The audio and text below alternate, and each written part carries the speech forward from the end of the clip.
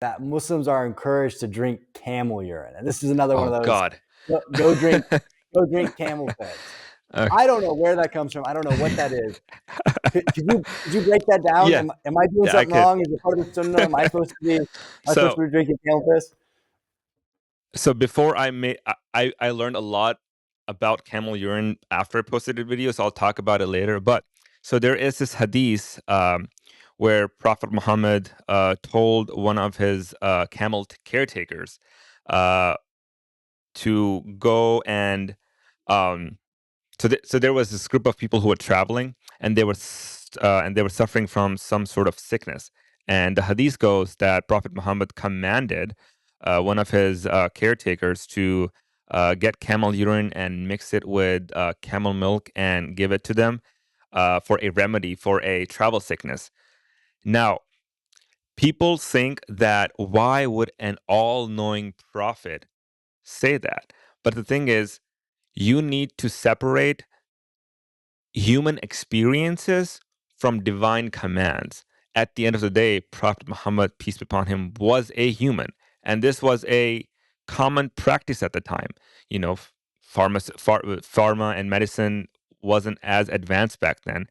And even today's, there has been some research on camel urine that it has antibacterial properties. Now, did it cure anything?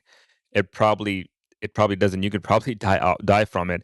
But my argument is that that was a common practice, and Prophet Muhammad, at the end of the day, was a human, and that was from a human experience, and it wasn't a divine command. Whatever knowledge Prophet had was through revelation.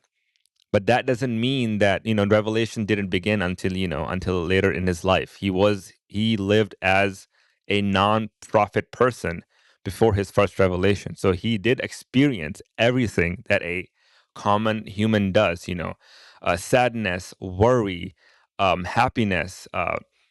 So those are, and I feel like the biggest problem is Prophet Muhammad. Christians judge Prophet Muhammad against the standard that they have for Jesus Christ, which is God. So you're judging your God against with a prophet. That is not I would say, a fair comparison.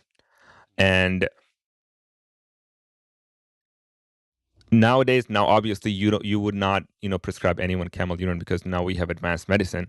So now human knowledge have changed, but divine wisdom is still the same. The Quran itself hasn't changed, but as human progress, our knowledge has advanced. So that was my biggest argument. And then I was also someone also told me that camel urine was remedy was only for non-Muslims. So these travelers were not Muslims, and that's why Prophet commanded, hey, they're not Muslims, they can drink camel urine. So that was another argument that actually someone made, and I did not know about. I don't know how true that is, but I do know that the group of people in the Hadith, the group of people who was given camel urine, they later uh, killed his caretaker and stole the camel. So I'm assuming they weren't Muslims.